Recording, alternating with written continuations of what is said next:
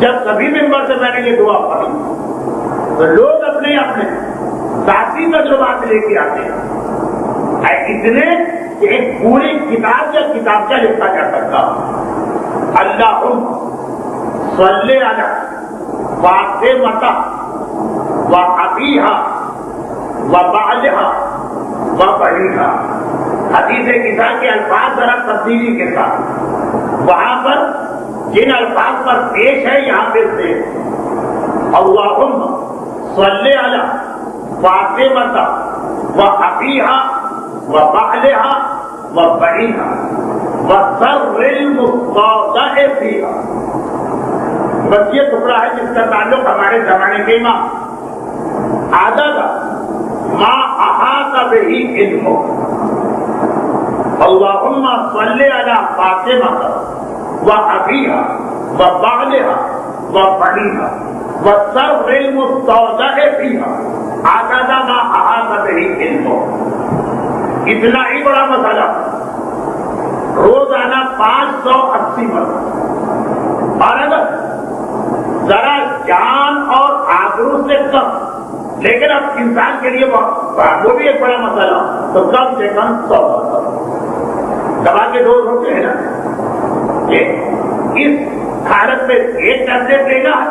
اور اگر حالت اور زیادہ سیریس ہو جائے تو 100،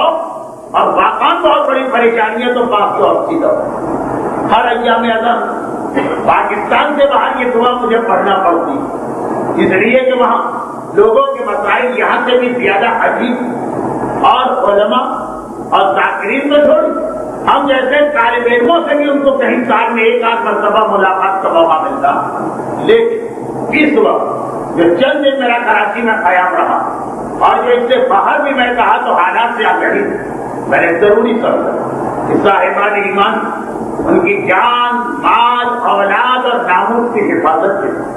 یہ خصوصی عمل بتا دیا جائے، تاکہ ہو سکتا ہے کسی کی سمجھ میں آ جائے، اس پہ عمل کرے اور وہ اپنے آپ ان تمام زحمتوں اور پریشانیوں سے بچا لے جو میں اپنی آنکھوں دیکھے تجربات کی وجہ سے آپ سے عرض کر رہا ہوں، جو میں واقعا باہر دیکھ کے آیا ہوں۔ لیکن خیر یہ تو ہو گئے اس انداز کی 2-3 دعا جن کے ساتھ یہ شرط لگ گئی کہ ان کو زیادہ نہیں پڑھنا جب واقعا اتنا بڑا مسئلہ ہے، لیکن ہماری عام کو صبر چاہتی، قرار چاہتی،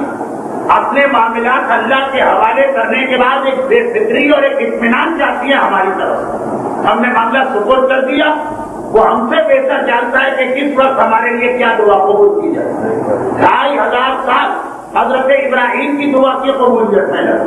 برحمتك يا أرحم الراحمين وصلى الله على محمد وآله الطاهرين۔